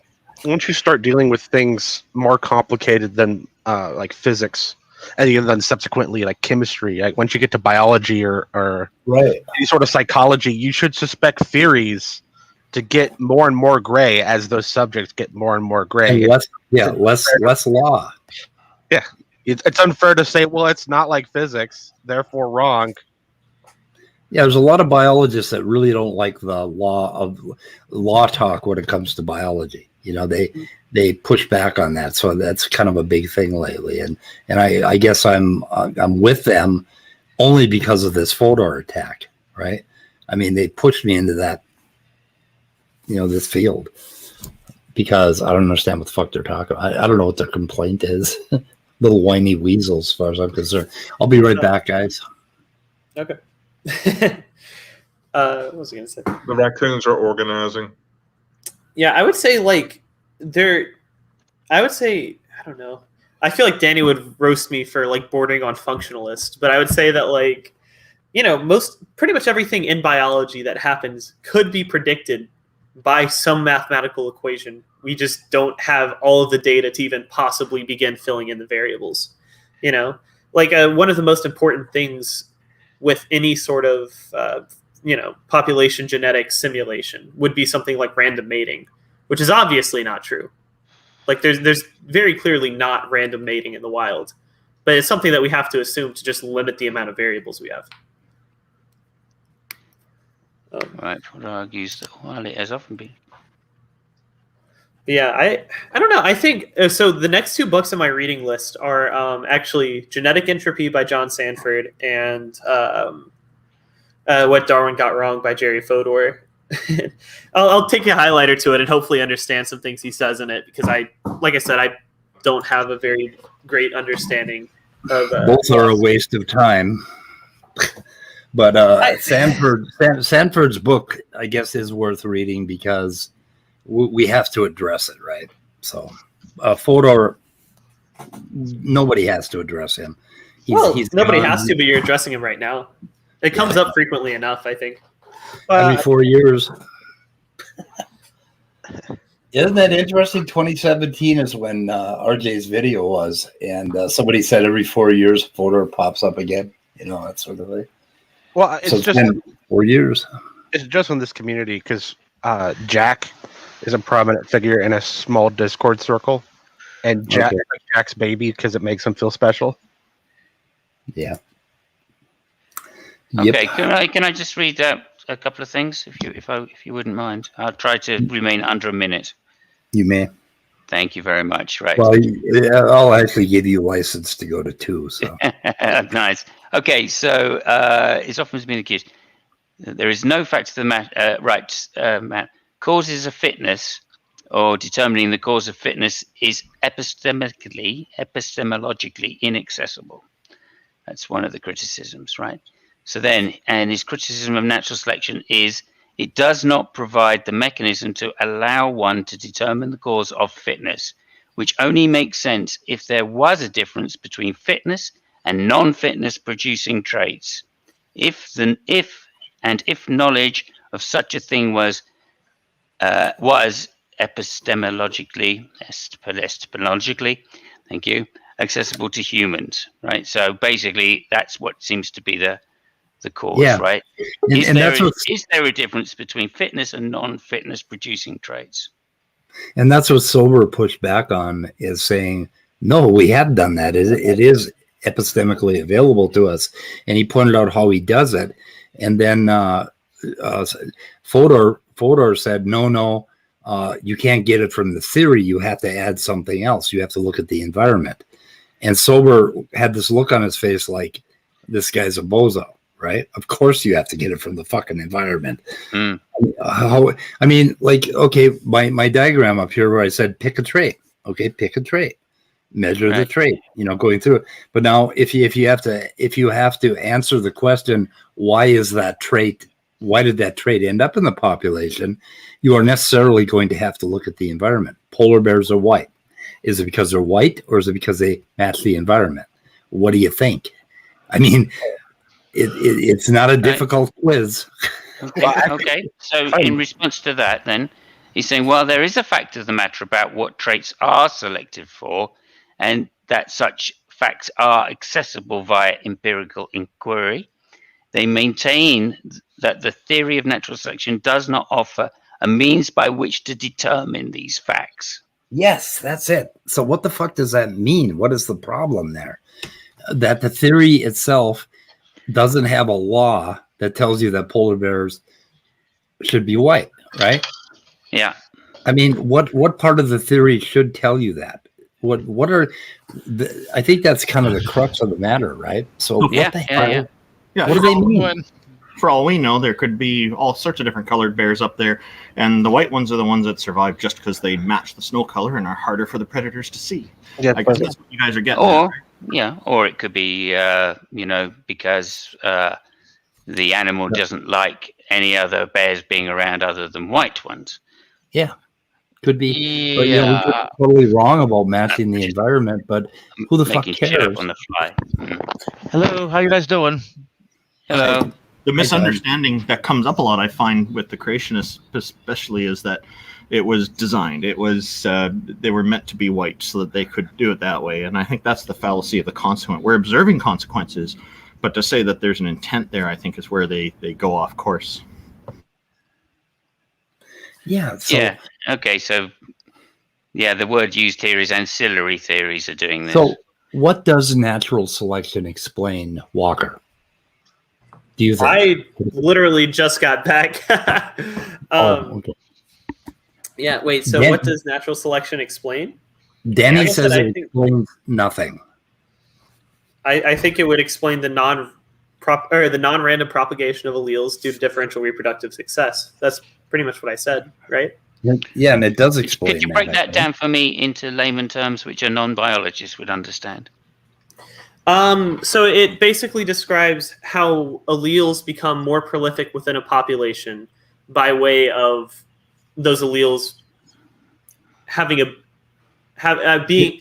I don't know how to explain Differential it. reproduction. Yeah, differential reproduction, but I don't know. I kind of wanted to break that down. Yeah, I don't know exactly what that means either. Well, Yeah. I don't know. I wanted to say something. Maybe this is wrong. Maybe this is right. This is right. But the way I see it is that, the theory, natural selection is the mechanism, and I would say the genes or the sub mechanism that based on the environment, express a trait. Okay. I don't know. Maybe I explained that poorly, but. I'm pretty sure I just need to go back to my 8th grade biology book and say it explains how genes come about and propagate. There you go, Simon. It explained. Well, it explained. There's multiple different mechanisms. So evolution itself explains how genes come about and propagate. How genes come about would be explained by the mechanism of mutation, right? How they propagate would be explained by a couple of different phenomenon. One of which I would say is natural selection. Others I would say would be things like random drift or gene flow. I thought we were talking about evolution, in general. Oh, okay. Sorry, I thought we were talking about specifically natural selection still. No, we're still talking about natural selection Oh, specifically. I mean, you can't really have evolution without natural selection. The theory of I natural think. claims that Not necessarily. traits having been selected for causing reproductive success explains why the creature has it. So this does seem to be tautological in that respect. Yeah. Well, like I said, I don't think talking about it in terms of traits is super meaningful because the traits come about I because agree of with alleles. that. Yeah. I agree.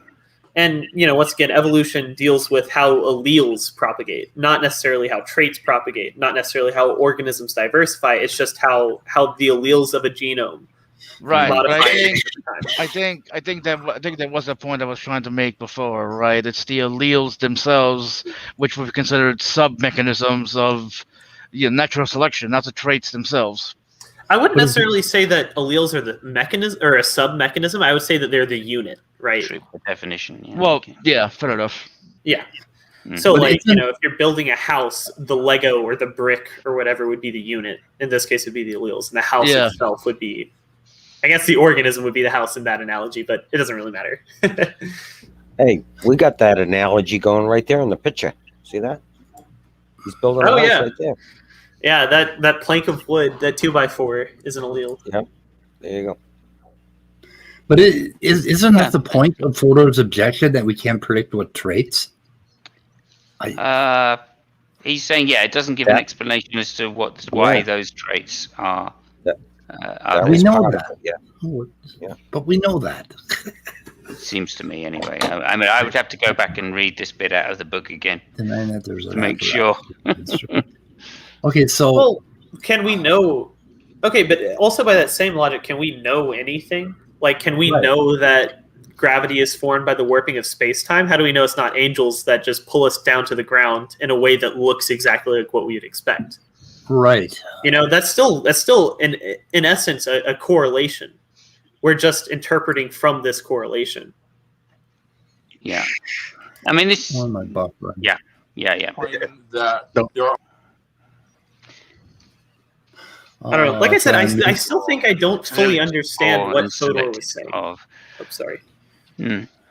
I think it was explained. Oh my God, I'd have to go back. Maybe, yeah, no, I know. I'm just Malpass thinking, did like, explain this to me once, and Maybe I I'm- read it at the time, but it was to do with this coextensiveness being, yeah. there are many things you can substitute in the theory for what is being selected for, and so it can't actually tell you. You could never distinguish between those. So even if you can only do it in hindsight and say, look, the examples that I've seen, right, are the thumping heart thing, right? So, wait, who's Fodor?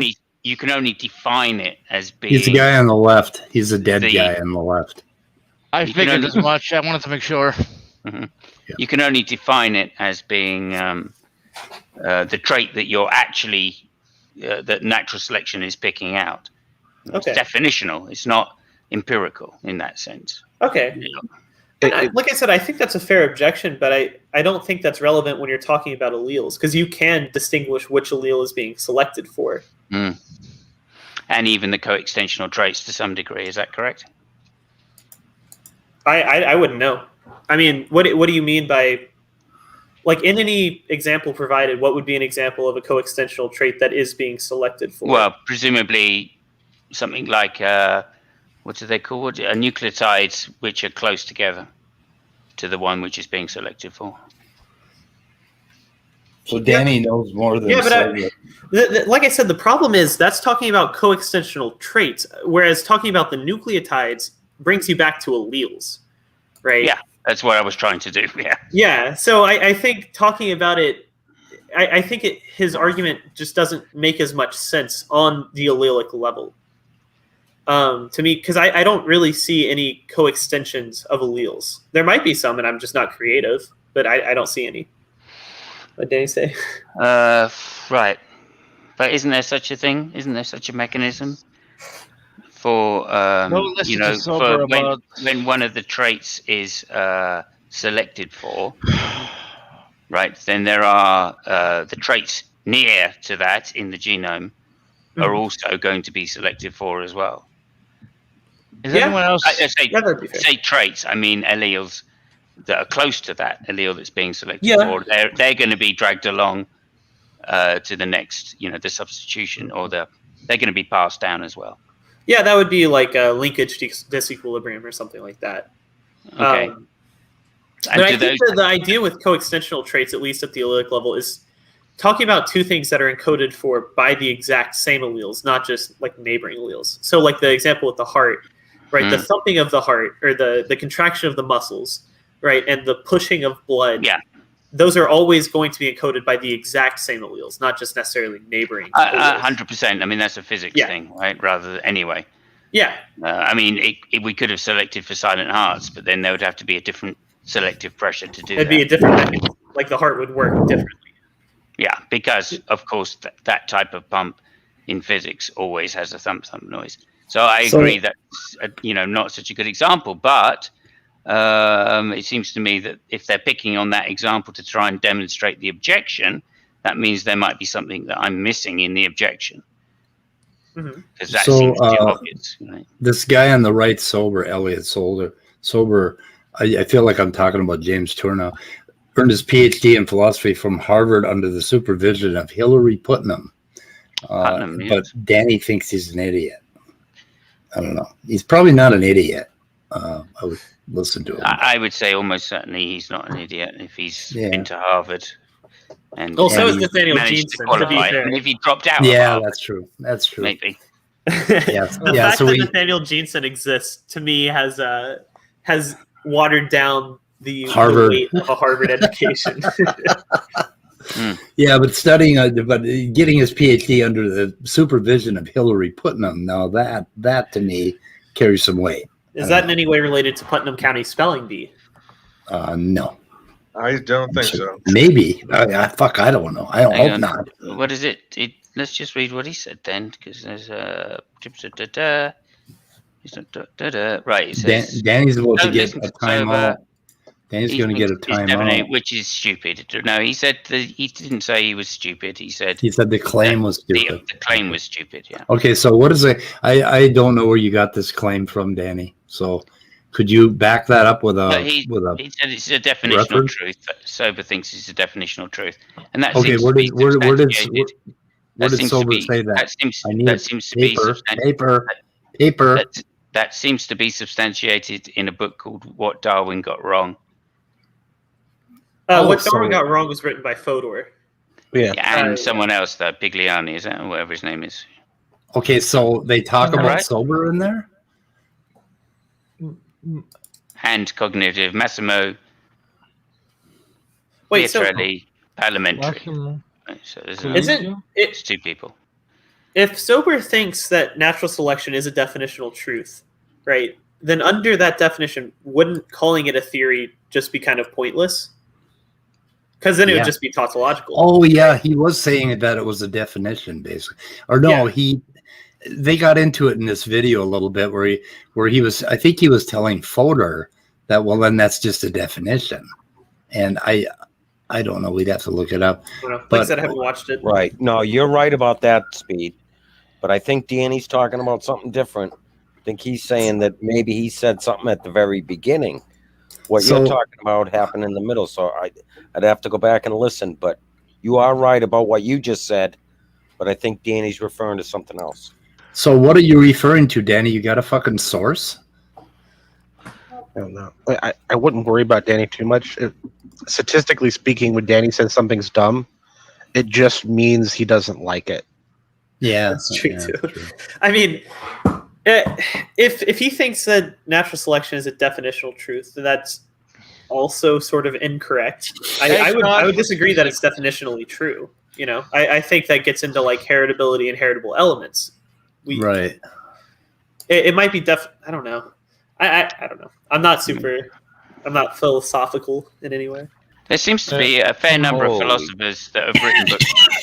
There seems to be a fair number of philosophers that have written books critical of this particular idea. I think Danny's pretty fired up, huh? Holy shit. Yeah, most philosophers that touch on this topic disagree with them, and most biologists disagree. Like, everyone disagrees with them.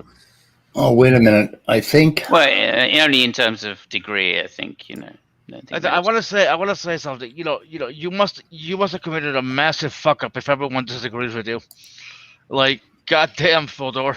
Yeah, maybe. Can I ask the panel? Can somebody give me an exhaustive and complete description of what Fodor's objection actually is? Oh my God. Yeah, I kind of tried to find out that earlier. It's not as easy to see it in a syllogism as you might think. It is not easy. Yeah, I understand. I think I actually never heard a good one. I had it up in front of me just not too long ago. Yeah. There is one though. People have broken it down in like 17 or 16 points. If you just like type in Fodor evolution, No, okay. I mean, of course, I can Google it. I'm just asking the panel if who in the panel can give me a complete and exhaustive description of what we are talking about. He has a bunch of different issues. So it could be the case that we are talking about a bunch of different topics and we are talking past each other. No, that's not what I'm saying. Okay. I think we've given like quite a few different critiques of it now. So yeah, and I've tried to find a number of them in order to get these guys to give their objections in brief, and they seem to keep doing it by my ears. And Danny seems to be saying in chat that that might be he's saying he acknowledges the arguments are there. So, Simon, my attempt was to kind of clarify, come together. Yeah, clarify exactly. Mm-hmm. Like, what are we talking about? There might be 17 other different definitions of what we might talk about, but let's talk about one thing. Yeah. Well, again, I think we've been covering quite a few. I've been reading out stuff from Fodor's book about what some of the criticisms are, and they've been responding to them. So, I mean, we'd have to go back over the stream to kind of dissect those further. Yeah, sorry, I kind of joined in late. That's okay, dude. That's okay. It's nice to hear your voice again, actually, Tom. Well, thank you, Sam. So it's nice to see you as well. Good.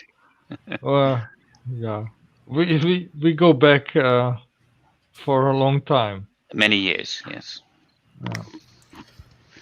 Okay, so summary. And actually, I wanted to say I didn't know there's the Canadian Atheist. I think he's working on his house. Yes, no, he's working on the studio for the upcoming podcast that they're going to be doing. I only recently saw you, but for some strange fucking reason, I'm watching old Nadia hangouts, and I saw you in there as well, like 5 years ago. And I said, I know this face. You were there as well.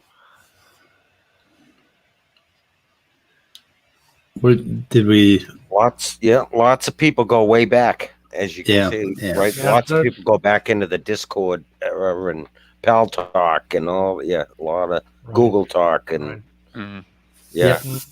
Okay, so again, I've just come up with something again. So the crucial test is whether one's pet theory can distinguish between selection for trait A, and the selection for trait B when A and B are coextensive. So I think we've addressed that already. Yep. And then the second one is Forsell suggests that there is also an empirical issue involving phenotypic free riders. Seems to be the same argument, but the theory of even bipartisan. Fordall suggests that serious alternatives to adaptionism have begun to emerge and offers evolutionary developmental theory, Evo-Devel, as one such alternative. Which we fucking know. I mean, which we accept. So that part is accepted, but is the first part you're disagreeing with, or? Okay, what was the first part? The first part was that the crucial test is whether natural selection can distinguish between coextensive traits. Between selection for trait A and for trait B when A and B are coextensive. Yeah, not just with the phrase natural selection. You're going to need a little bit more than that. For instance, there's genetic drift, there's linkage disequilibrium, there's epistasis, there's the interaction of genes, there's the idea that one gene does multiple things, pleiotropy. There's just all sorts of things that where we do address those, and whether or not you consider that part of natural selection per se, I would have trouble saying it does, I mean, it's other things that have been tacked on and understood over time.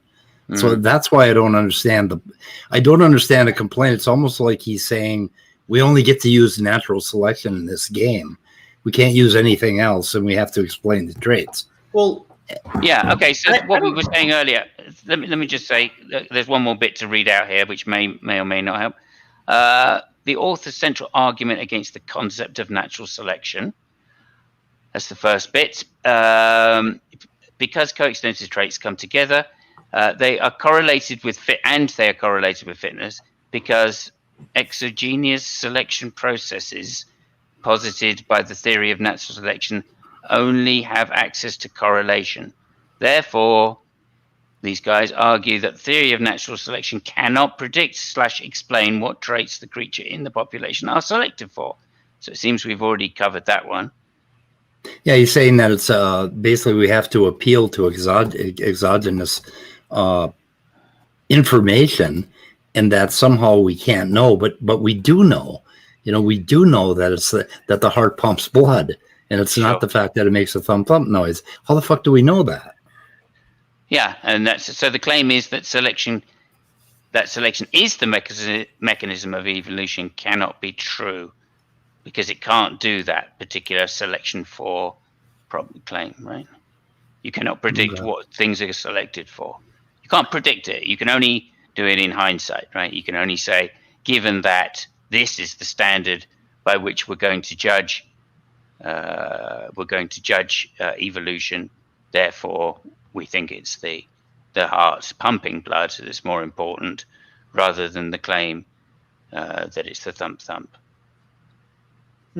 That seems fairly straightforward to me, and I would agree with it as well. I mean, I think that's why people are saying that he doesn't understand natural selection's place in the process of evolution. Well, I think because he's trying to give it too much weight by saying that it should be able to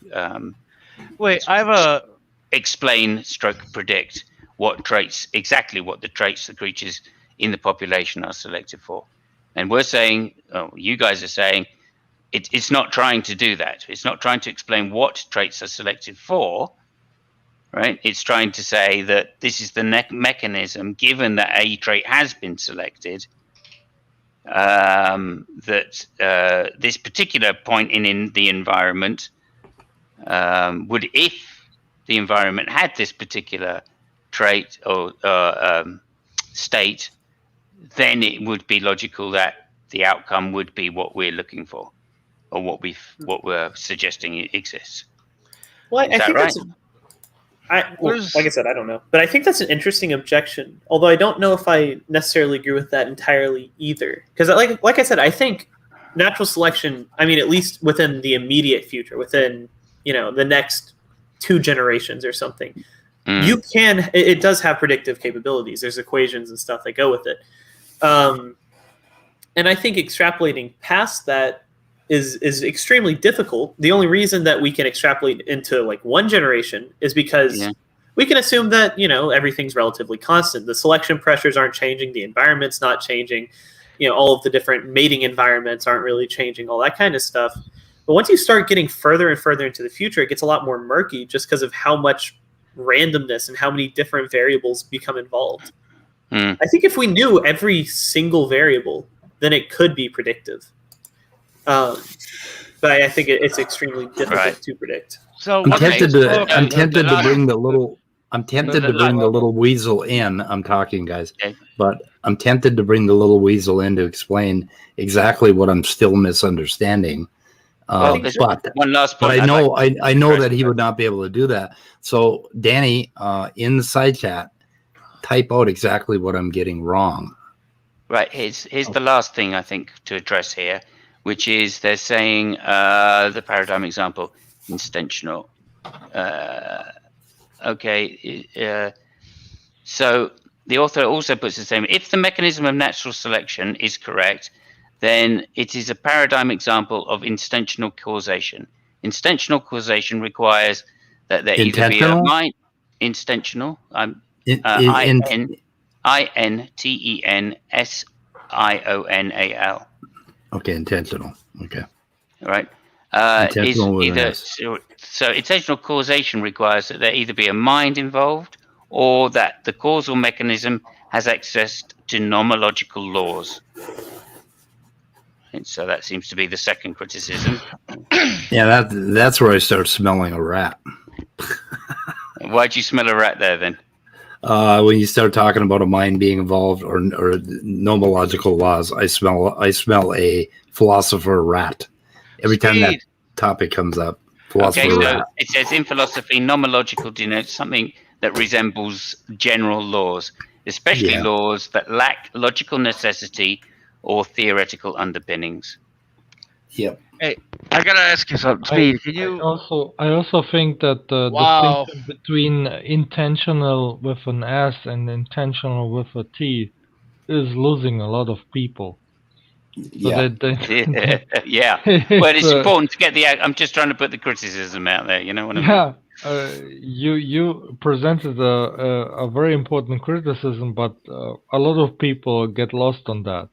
Mm-hmm. Yeah, I'm including myself because nomological doesn't seem to particularly. Including Okay, myself as well. so it's not nomological. I mean, if it's not nomological, then it can't be a predictive theory, I think is the phrase here. And if it is nomological, then the causal mechanism, since neither, well, then he's saying it's not. He's saying it's not nomological. It has to have access to it in order for it to be a mechanism. Samus, why did you Brits not make it more clear in your language between intentional and intentional? Oh, it's because of the French. It's because of the French. Sorry. Yeah. Always blame the French. Always blame the Exactly. Okay. You do. So I think we got down. Could you just explain that last? The causal mechanism has access to nomological laws. Can any biologist break that down for me and tell me that it does? Has access to nomological laws. I mean, how things should be. Especially laws. Well, again, nomological is not. Let me look what Stanford says. This is a linking law that denotes nomological pressure. What the fuck? They use the word inside the definition. Oh my god! No, I'm reading from Stanford now, so it's. I'm going to have to head off soon. I've run out of screws. I'm down to 4 of these left. I have to get a bunch more. Menards, Home Depot. The box of 1,100. Well, Home Depot doesn't have this kind anymore. They switched to some other one that's thinner. So there's another store I can get them at. So that's fine. And I'll be back. I got 3 boards up for the foundation for the framing for the roof, and that's why I have to stop. I've run out of screws. Well, Randolph, you could of course get them from us because I think we've all got a few screws coming loose now. Yeah. Conversation. I want the ones that tighten properly. But I appreciate the offer. Thank you very much. But thanks for having me on your screen. This is always so interesting to listen to. You guys are right on the mark with all this stuff, it sounds like. So I learn a lot by tuning into these streams. I really do appreciate them. I don't like this Danny guy as much as I like the Phil Talk guy. The Phil Talk guy is politer. His main can't get banned, so he has to be nicer. Whatever you and Danny have going, I don't know if I want to know everything about it. Well. Something to do with extensional traits there, I think. I don't know if this helps at all, but it has something to do with his. I'll give you a hint, Randolph. It's something to do with his mama. Oh boy, yeah. I'm more certain now that I don't want to know more. Even more certain. Yeah. Well, ignorance is bliss. Okay, fair enough. I would have expected it has something to do with the screws. But anyway.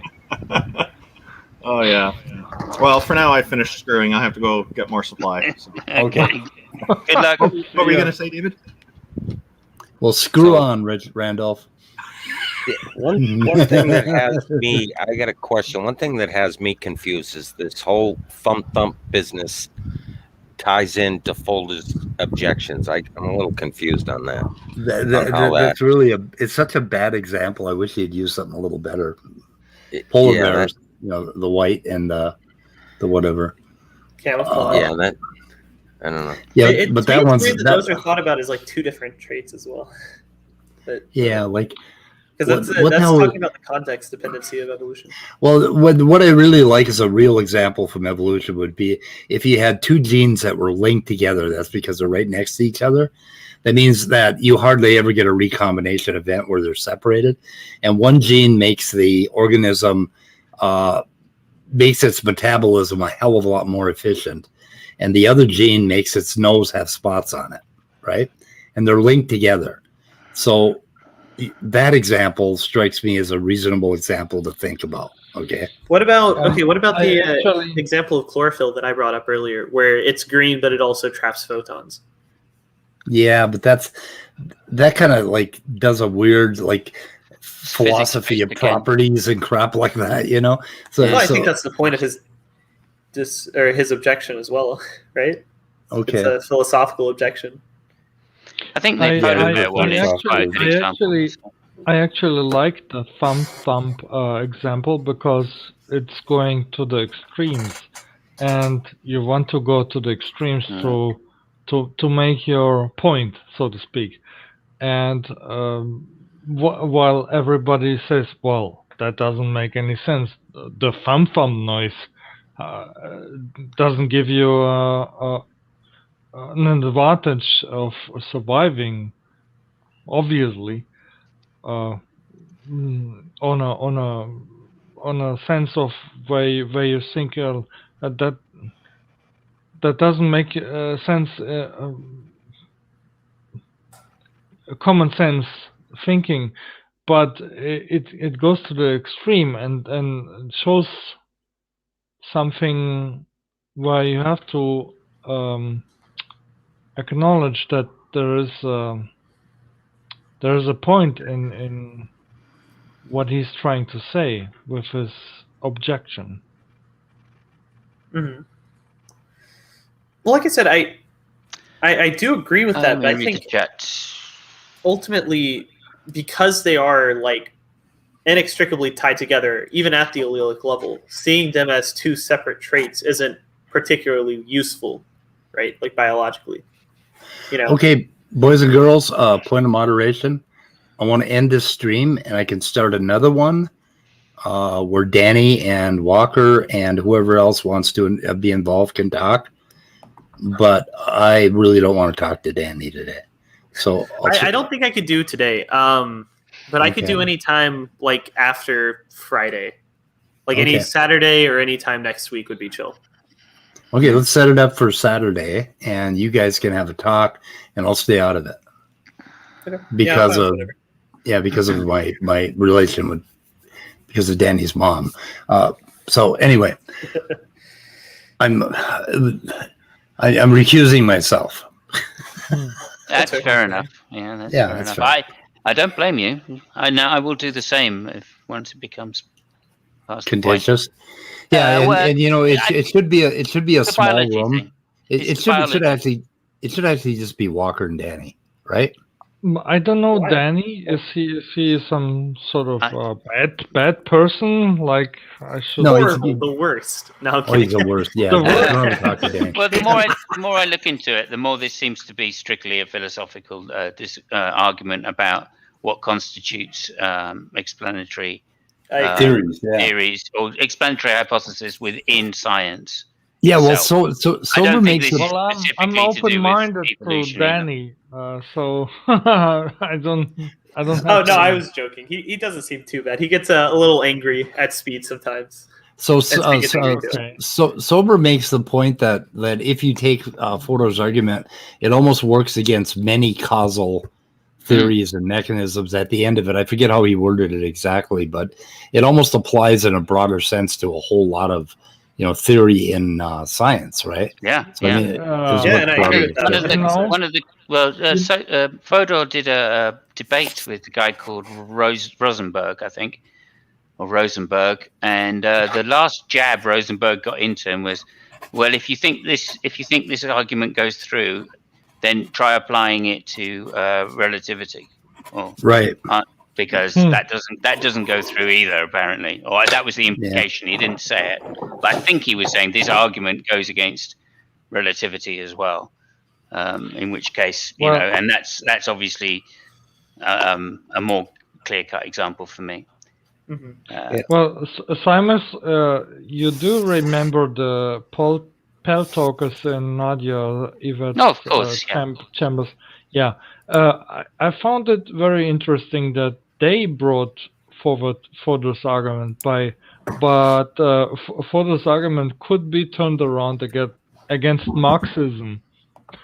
Oh, wow. I hadn't even thought about it. Yeah. That's quite interesting. Yeah, in my opinion, well, it's ironic, in my opinion. Yes, it would be ironic in that example, for sure. So, I mean, Tom, Ozzy explained this to me. Alex explained this to me.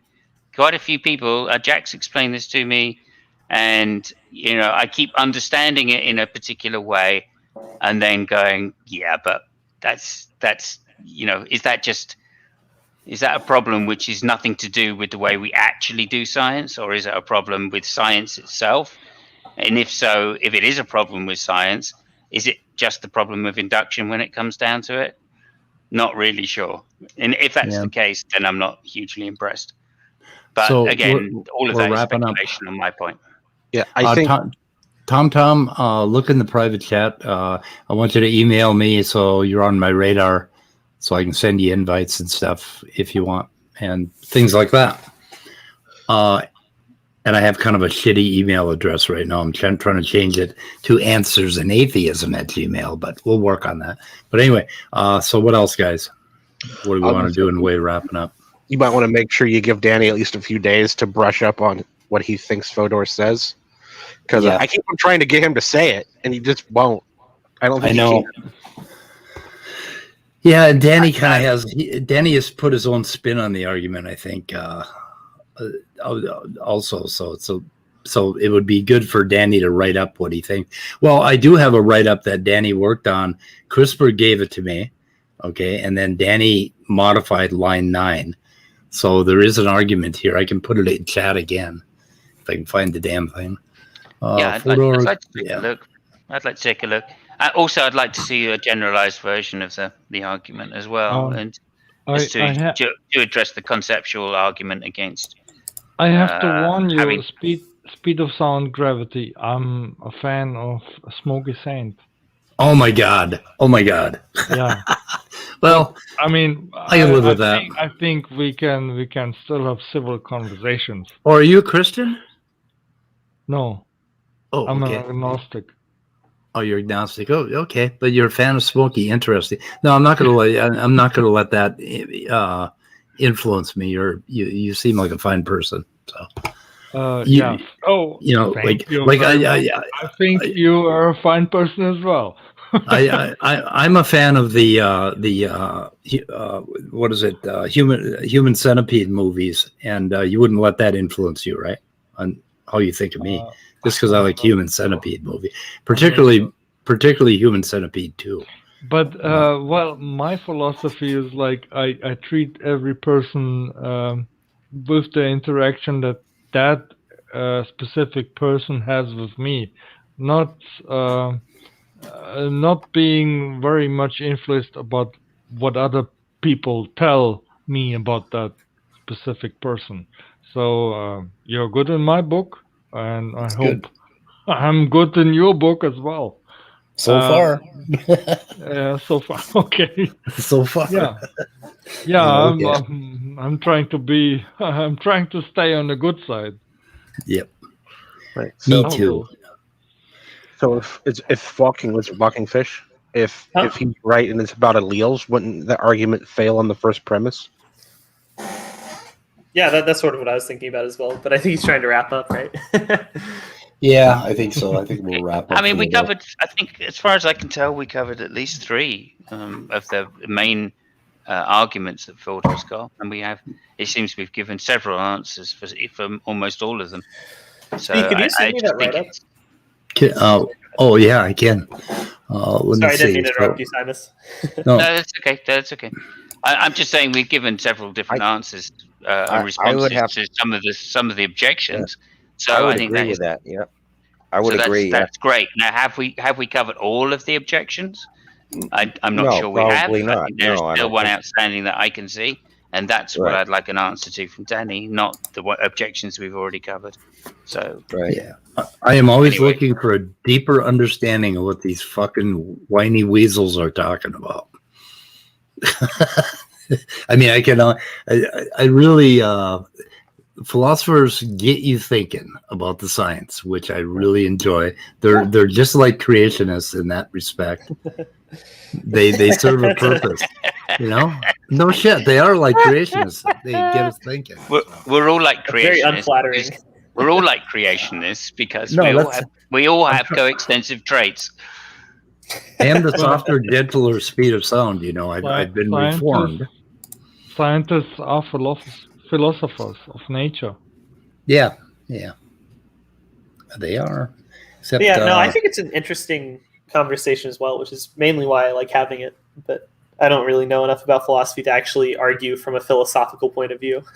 yeah, Well, that's I think always a problem. the most important thing I think that's been said was by Serb actually, which is there seems to be a list of objections which come from this line of reasoning, and in some sense, you know, we go round. It's such a long conversation because we keep chasing the trail round and round, right, to the next one, to the next objection, to the next objection, and we get back to the first objection. So I just want to make sure that I've covered all the objections, and am I back at the first objection? And if so, I'm happy with that. I'm not expecting to get a definitive answer here. And So if there Walker, go ahead. well, go ahead. Okay. No, that's me done. Thank you. Okay, Walker, do you have Photo's book? I do not. If you look in the private chat, I was requesting. Asking? Yeah. Were you? Okay. I would Maybe I'll love to hook read you up. it. Like I said, it's on my reading list. Okay. I'll hook you up. Cool. Send me an Amazon. Okay. link. Okay, guys. Yeah, I think we should shoot this in the head today. We've done well. Anyway, some people don't think so on chat, probably, or at least one person, or two people, Phil Talk and Danny. Both of those people. But boy, I like that Phil Talk guy. He was a lot more polite. Anyway, I just wanted to say one thing. Well, I will email you to the address that you sent me, but my email address will not be TomTom34B. It will be TomTom34D. That's some sort of inconvenience that I had to okay. make happen. Just don't think.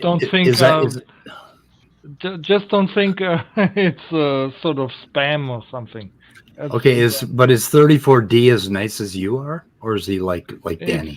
It's not my bra size. I have heard all these jokes. Okay. Sorry. Okay. They're old. Can I ask you a question before we go? I've heard them all. Can I ask you a question before we go? Are you a Darth Dawkins fan? Are you a big Darth Dawkins fan? A big no. I talked to him, I think, twice. Okay. Not a great fan of him. Okay. For some reason, I actually- thought I saw you there many times. I wasn't sure you interacting Many with him, but times. I could be wrong. No, Yeah, there is one video in a channel that is making fun of Darth Dawkins where I actually appeared, but only briefly. Oh yes. Okay. He's only partially the spawn of Satan.